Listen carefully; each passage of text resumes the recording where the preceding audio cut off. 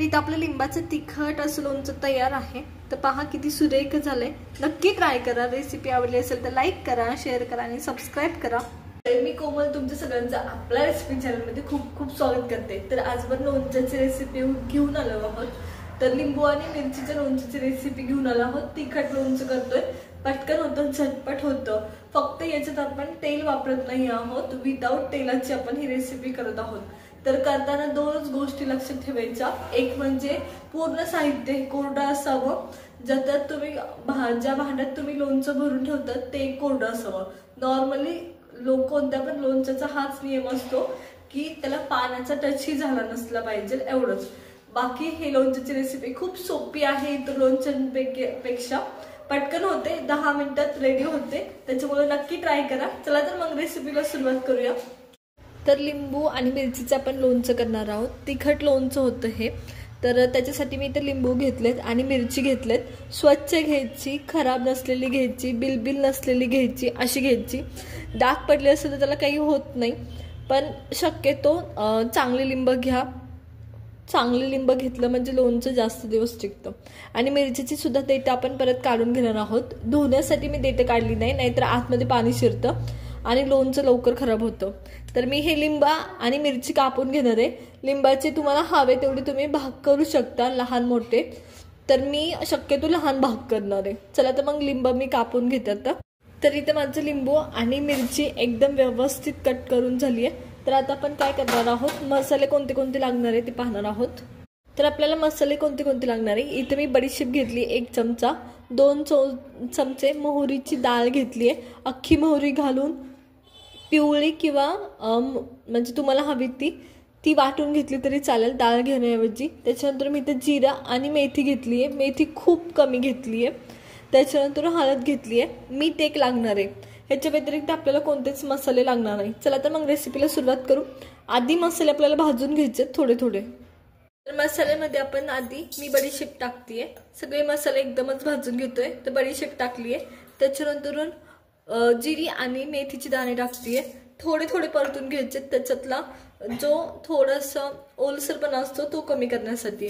आणि मोहरीची डाळ एक टाकली आहे। तर सगळ्या गोष्टी 1-2 मिनिटं परतून घ्यायच्या। ह्याच्या व्यतिरिक्त तुम्ही ह्याच्यात लवंग टाकू शकता, काळी मिरी पण ऍड करू शकता, 1 चमचा इनफ आहे एवढे। आता मसाल्यांचा वास यायला सुरुवात झाली, म्हणजे मसाले व्यवस्थित भाजलेत। साईडला काढून घ्यायचे आणि मिक्सर मधून बारीक करायचे। आता इथे मी मिक्सरचं भांडं घेतलंय आणि सगळे मसाले याच्यात ऍड केलेत।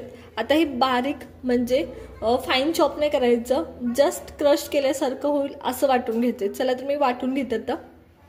तर इथं हे मी रफली चॉप करून घेतलंय, म्हणजे मिक्सर मधून काढून घेतलंय, अशा पद्धतीने पाहिजे। चला तर मग आता लोणचं बनवायला सुरुवात करूया।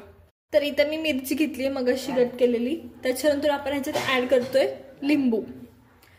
लिंबू ऍड करायचे व्यवस्थित। तर हे व्यवस्थित, मी ह्यातले बी काढले नाही, तुम्हाला हवं असेल तर नक्की काढा, पण न बी काढले तरी चालतात, काही हरकत नाही।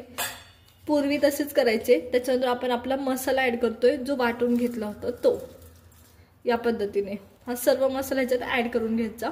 त्याच्यात हळद ऍड करतोय। हळद आणि मीठ तुम्ही जेवढे जास्त टाकता लोणच्यात तेवढं लोणचं जास्त दिवस टिकतं। तर त्यामुळं कोणताही चिंगूसपणा न करता हळद ऍड करायची आणि मीठ एक ऍड करतोय आपण। तर इथं माझ्याकडे मीठ आहे ते पण ऍड करतोय। आता हे व्यवस्थित मिक्स करून घ्यायचे या पद्धतीने। तर हे व्यवस्थित मिक्स करून घेतलंय या पद्धतीने। आता आपलं हे मिरची आणि लिंबूचं लोणचं तयार आहे। आता हे मुरायला कमीत कमी 5 दिवस लागतात। 5 दिवसांनी व्यवस्थित मुरतं व तुम्ही वापरू शकता।